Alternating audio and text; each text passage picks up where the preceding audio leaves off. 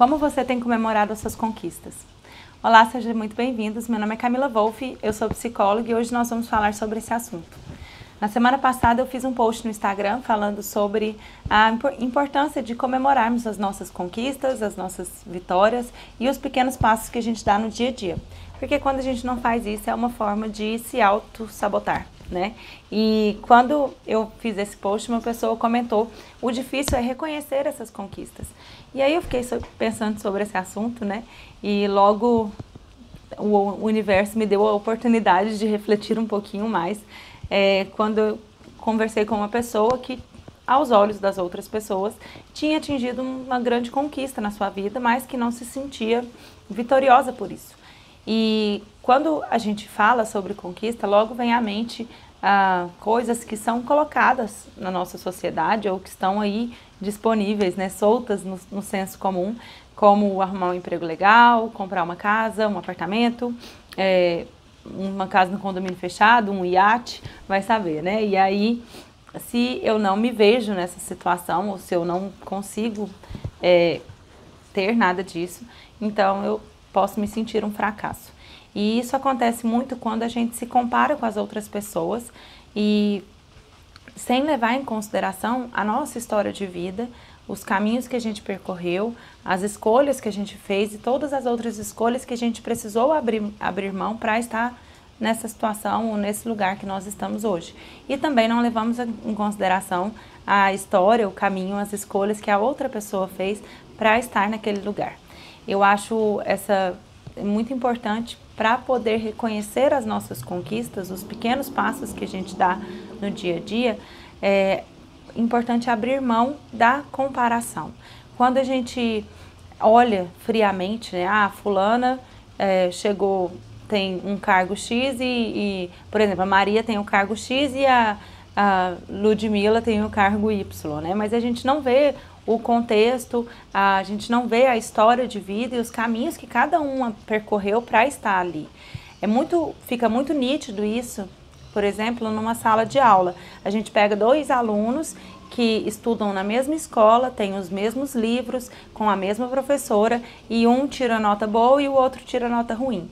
O que a gente falha em perceber é que um lancha ou toma café da manhã antes de ir para a escola, sendo assim ele está bem alimentado, nutrido, e o outro não toma café e vai, ao longo das aulas, né, ele começa a sentir fraqueza e dificuldade de atenção.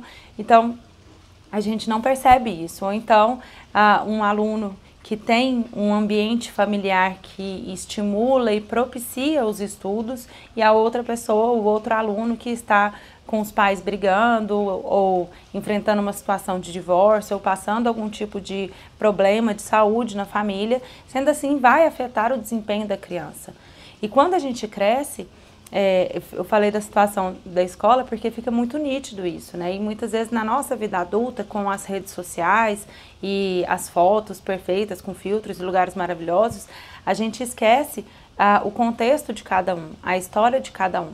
Por trás de um sorriso pode ser um sorriso sincero, mas também pode esconder uma tristeza ou pode ser qualquer outra coisa que a gente não considera. Então eu me comparo com uma outra pessoa, mas eu não sei o contexto daquela pessoa. O que eu sei é o meu contexto. E muitas vezes eu esqueço que eu briguei com meu marido, ou que meu filho está doente, ou que eu estou cansada do meu chefe, simplesmente ter que ir trabalhar todo dia, olhar para a cara daquela pessoa, engolir sapo, ou falar não quando... falar sim quando eu queria falar não. Essas sim já por si só são conquistas que eu tenho todos os dias para poder continuar trabalhando naquele lugar enquanto eu não encontro uma opção melhor para a minha vida. Essas são conquistas que são muito subjetivas e não ganham prêmios, não ganham flores, não ganham post no Facebook, né, para falar parabéns, nossa, hoje eu consegui aturar o meu chefe sem ofendê-lo, ou passei um dia inteiro sem reclamar. Então essa é uma vitória para mim. Quando eu olho para a minha vida e vejo o esforço que eu faço, eu vejo as dificuldades que eu tenho e o que eu quero para a minha vida, eu consigo reconhecer sim as pequenas vitórias, as pequenas conquistas que eu tenho, né? Eu acho que é isso, né? Primeiro a gente precisa abrir mão da comparação, porque cada um tem um contexto, cada um tem uma história. Nós não crescemos, nós não vivemos isolados no mundo, nós vivemos sempre em relação a uma outra pessoa, em relação a um ambiente, em relação a nós mesmos, né? E se essa relação está fragilizada ou se essa relação está conflituosa, vai trazer conflito. Ah, nem o cachorro. Vai trazer conflito para a minha vida e vai atrapalhar o meu dia a dia, meu cotidiano. E também, além de evitar a comparação, é observar o que é importante para mim.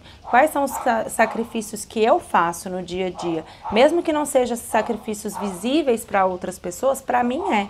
Eu sei o quanto é difícil para mim conversar com uma pessoa nova, eu sei o quanto é difícil para mim me expor a uma situação em que eu não me sinto confortável, falar não, falar sim, colocar limites, né? Então, isso tudo é muito importante para a gente levar em consideração.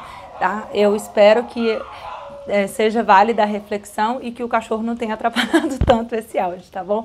Eu agradeço mais uma vez a presença, fica com Deus e até a próxima.